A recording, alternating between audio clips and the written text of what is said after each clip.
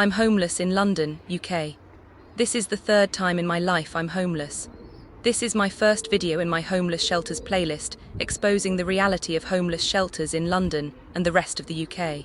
The dark side of homeless shelters. Reality versus what you're told. The disturbing truth homeless shelters don't want you to know. What really happens in night shelters and winter shelters. What goes on behind closed doors. What life in a shelter is really like. The shocking conditions in shelters. The huge amounts of money the homeless industrial complex are making from keeping rough sleepers in these inhumane conditions. Why sleeping rough is safer than staying in a shelter. When you picture a homeless shelter in your mind, what do you imagine? A basic bedroom with a bed and a wardrobe and an ensuite bathroom, where homeless people are safe from the dangers of the streets. No, that's not what homeless shelters are like at all. The purpose of homeless shelters is to warehouse homeless people out of sight. Still street homeless but not visible. Still suffering but suffering out of public sight. Still in danger but in danger indoors. For decades, homeless people didn't have a voice and were unable to speak out about so-called homeless charities. Homeless charities have been able to make a lot of money from mistreating homeless people, with nobody to expose them or hold them accountable. I've been wanting to speak out about homeless shelters for 30 years, but had no way to speak out. Now we have YouTube, mobile phones, access to free Wi-Fi and National Databank free phone data, so we can finally speak out. Homeless shelters don't want you to know that they keep homeless people in inhumane and unsafe conditions, so you'll donate to them. In dreadful conditions that any private landlord would be prosecuted for.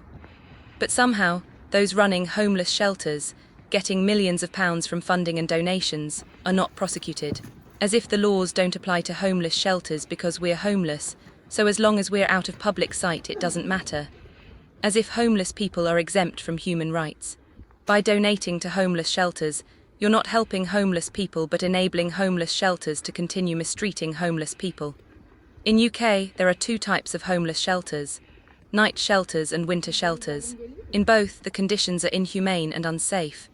The only difference is night shelters are open all year, and winter shelters are only open in winter, from November until the end of March or the first week of April. But they only allow homeless people to stay for 28 days. Night shelters are in a fixed location. Some night shelters have beds and bunk beds in dormitories, others have 30 people sleeping on the floor in a hall.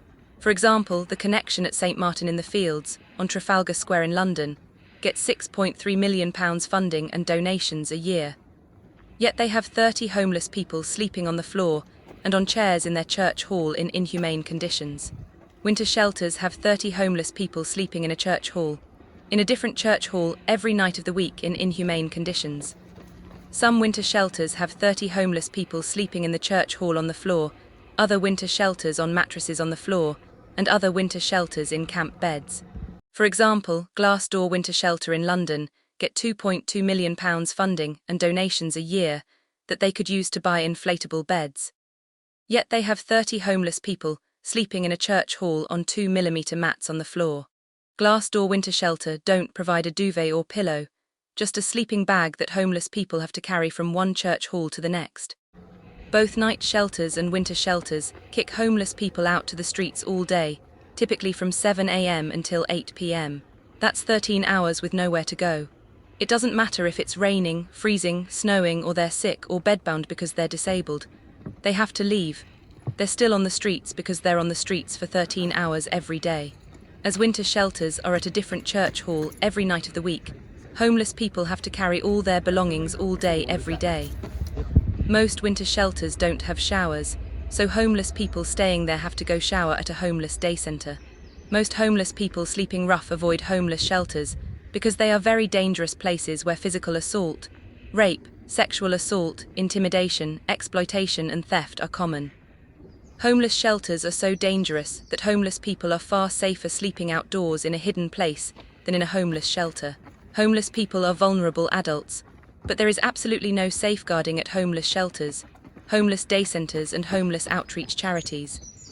The standard response of homeless charities to a homeless person reporting any crime to police that's happened at the homeless charity, where the perpetrator is another homeless person, staff or volunteer, is to ban the victim immediately. And as soon as the police arrive, they go straight to the police officers to stop them speaking to the victim first and manipulate them by attacking the victim with Darvo. So the police don't believe the victim and leave without taking any action. DAVO stands for deny, attack, reverse roles of victim and offender. Homeless people are abused. Failed by the homeless charity who covers up the abuse, bans them for reporting it to the police and enables the abuse to continue. Then failed by the police, who refuse to engage with them and take no action. Lying to police is perverting the course of justice, which is a criminal offence, but the reputation of the homeless charity comes first. Homeless charities don't care about homeless people being assaulted, raped, sexually assaulted, intimidated or exploited. They only care about maintaining their fake image at any cost. Are you or were you in a night shelter or winter shelter? I'd like to hear from you. Share your experiences in the comments. Homelessness is big business. Homeless shelters are selling donors a lie to manipulate them to donate. A lie that bears no resemblance to the reality of homeless shelters. Have you donated money to a homeless shelter? What did you imagine the shelter is like? What did the shelter claim that led you to donate money to them? If you're homeless or facing homelessness in UK, I have lists of where to get free meals and food, where to shower, do laundry in 100 locations in UK. Also, how to get temporary accommodation from your council and rehoused in England, Wales, Scotland and Northern Ireland. I also wrote homeless survival guides for UK, US and an international version for those of you elsewhere. The links are on my pinned post.